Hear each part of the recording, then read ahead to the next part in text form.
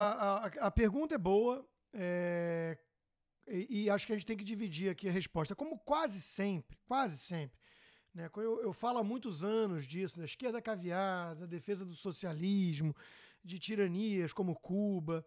Quase sempre a gente vê uma divisão desses que apoiam, né, que defendem o indefensável, entre os oportunistas, que são, via de regra, minoria, né, manipuladora, e os inocentes úteis.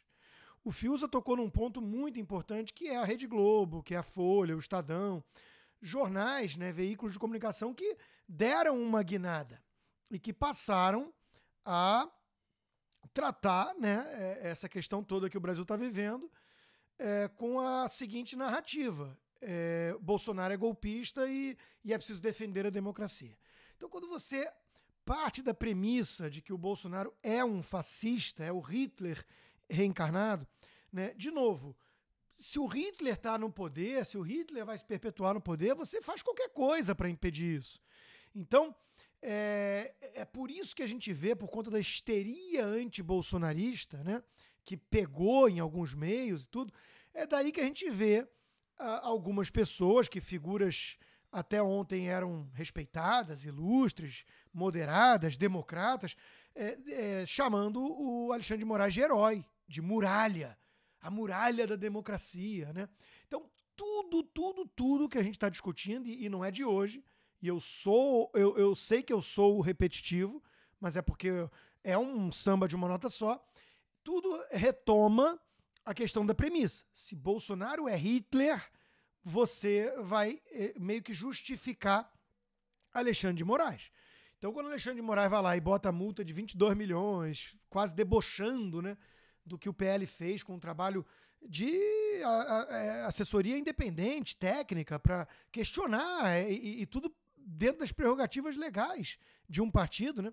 Quando a gente vê jornalistas fazendo isso, é porque a coisa já descambou e muito para esse lado. Então, acho que tem ali os oportunistas e tem a massa que, infelizmente, ainda liga no automático ali na Rede Globo, lê a Folha, e essa turma está imersa num ambiente, num contexto de narrativas totalmente furadas, mas que há 4 anos eles escutam. Só isso.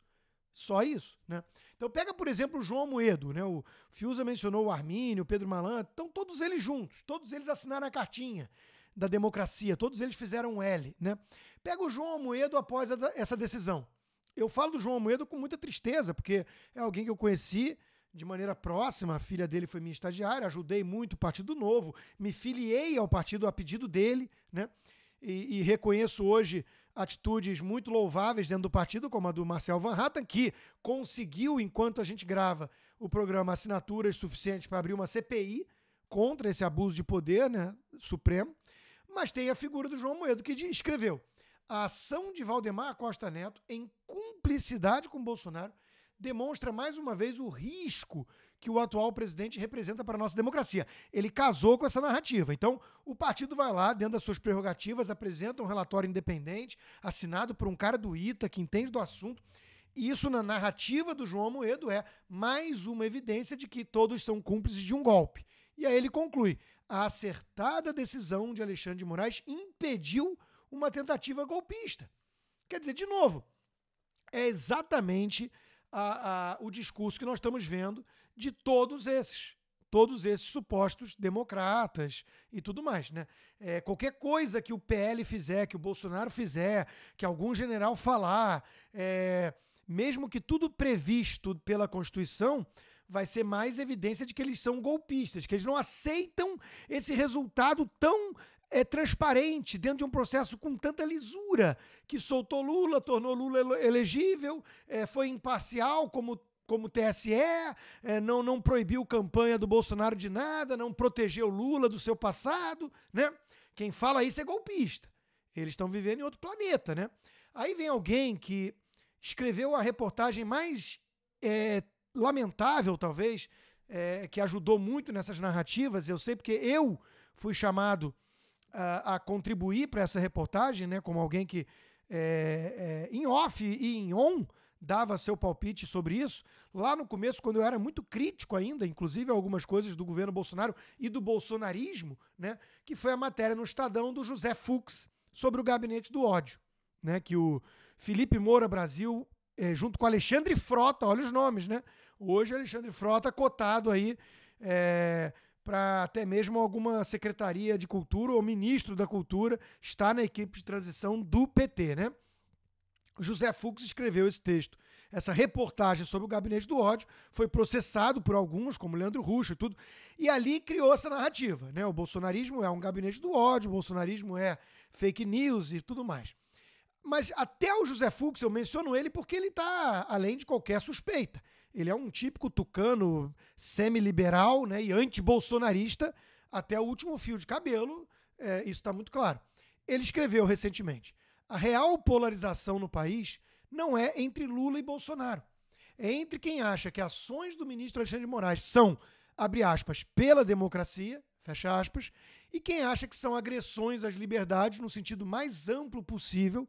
Uma coisa é certa, conclui ele: Alexandre faz o que quer sem dar satisfação a ninguém. Então, o meu ponto é o seguinte: como Alexandre de Moraes vai dobrando a aposta agora quase a cada dia, cada vez mais gente, mesmo um tucano, mesmo um isentão, mesmo um moderado, mesmo um anti-bolsonarista, começa finalmente a se dar conta, né, daquilo que eu me dei conta lá atrás, quando eu era um crítico muito ferrenho do bolsonarismo e de muitas coisas do governo e do presidente, e me dei conta disso lá atrás, né?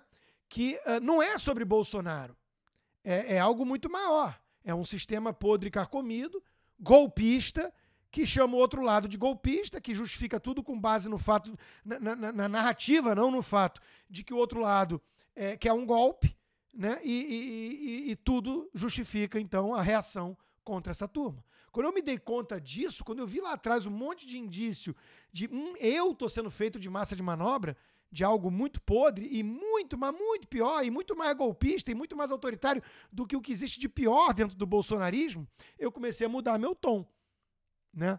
Então, cada vez mais gente se dá conta disso. Talvez de forma muito tardia, né?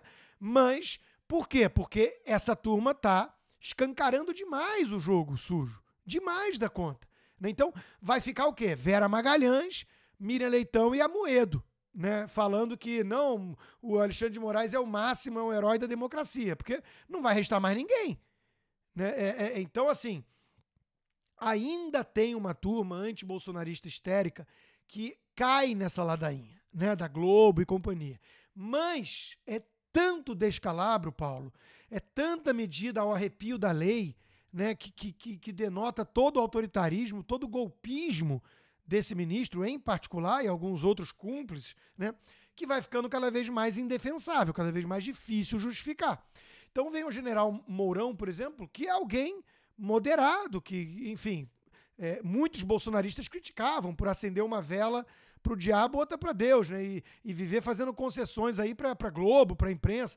Ele escreveu após a decisão do Moraes, né, condenando a situação e depois acrescentando o seguinte: some-se a esse estado de coisas a foto do presidente do TSE ladeado por alguns comandantes da PM, materializando o ápice do autoritarismo e ferindo de morte o Pacto Federativo, porque as PMs são responsabilidade de governadores estaduais, né?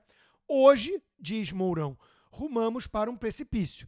Assim é chegada a hora da direita conservadora se organizar para combater a esquerda revolucionária. E ele está incluindo aí o ministro, Alexandre de Moraes. Necessário é reagir com firmeza, prudência e conhecimento, dentro dos ditames democráticos e constitucionais, para reestabelecer o Estado de Direito no Brasil. Ok, fica a dúvida, óbvio, né? Se o Estado de Direito não existe mais, se houve uma ruptura institucional a ponto dele ter que ser reestabelecido, como é que se faz isso dentro dos ditames democráticos e constitucionais, como demanda Mourão? Esse é o dilema que ninguém consegue responder, Paulo. Todo mundo coça a cabeça e fala, acabou, né? Agora, me parece que estão esgotando todas as vias possíveis institucionais. Todas. Essa reação à provocação do PL foi mais uma. E aí o PL vai recorrer e vai, mais uma vez, ser ignorado. Talvez vai vir mais algum descalabro aí. Já congelou o fundo partidário. Quer dizer, a coisa está fora de controle, está sob uma tirania. Isso já é a postura de Nicarágua, China, Cuba, Venezuela. Você questionar o processo eleitoral, prerrogativa do partido, e você receber uma reação de litigância de má-fé, multa milionária e congelamento de fundo. Quer dizer, você é o criminoso. E ele diz no despacho, né? Não vamos tolerar, a democracia é um caminho difícil, né? Ele é o grande democrata, o Alexandre de Moraes. Mas não vamos tolerar atos antidemocráticos, golpistas. O partido usar sua prerrogativa para vir com relatório técnico é ato antidemocrático. Como o 7 de setembro já foi tratado pela imprensa e pelo Moraes, e por aí vai. Então a coisa, não é que o caldo está entornando, já entornou faz tempo, não é que a corda está esticando, já arrebentou faz tempo, mas a metáfora é válida. Eles estão dobrando a aposta a cada dia, ou provocando o caos, né? Ou, de alguma forma, achando mesmo que não há nenhuma resistência. Porque a única esperança que sobrou para muita gente vem das Forças Armadas, vem de uma GLO, de alguma coisa assim, artigo 142, qualquer coisa que seja. Agora, as Forças Armadas aceitariam isso ou já são cooptadas ou já estão aderindo a esse sistema podre e o povo brasileiro está largado às traças e à própria sorte? É difícil saber, né? É difícil saber. O Olavo de Carvalho falava, né? Uma coisa muito interessante que até o próprio Eduardo Bolsonaro postou hoje, ironicamente, na mesmíssima hora que o Mourão postou isso, né? Ele postou o seguinte: você tem que lembrar que a democracia o óbvio dos óbvios. A democracia não pode ser instaurada por meios democráticos. Para isso, ela tem que existir antes, né? Então, se ela já está, né, se ela já está destruída, ela não pode ser salva pelos meios democráticos, porque o aparelhamento veio disfarçado de democrático. Então, o assassino da democracia leva vantagem, porque ele vai suprimindo os meios de ação democrática para resguardá-la, e depois, quando não resta mais nenhuma alternativa e alguém vai tentar salvar a democracia por outros meios, essa pessoa é acusada de antidemocrática. Então é aquela situação: cara, eu ganho, coroa, você perde. Não há como proteger a democracia se esses que estão se dizendo democratas romperam todas as instituições e inviabilizaram qualquer resistência democrática, qualquer saída institucional. Aliás, existe, né? O Senado, por exemplo, os senadores entraram com mais um pedido lá, os independentes, de impeachment agora do Barroso, pela parcialidade dele, perdeu o Mané e por aí vai. Mas vai acontecer o quê se o Rodrigo Pacheco senta em cima e é cúmplice do sistema podre? Então, o desespero, Paulo, da parcela da população atenta ao que está acontecendo, vem exatamente daí, né? O esgotamento de qualquer alternativa democrática.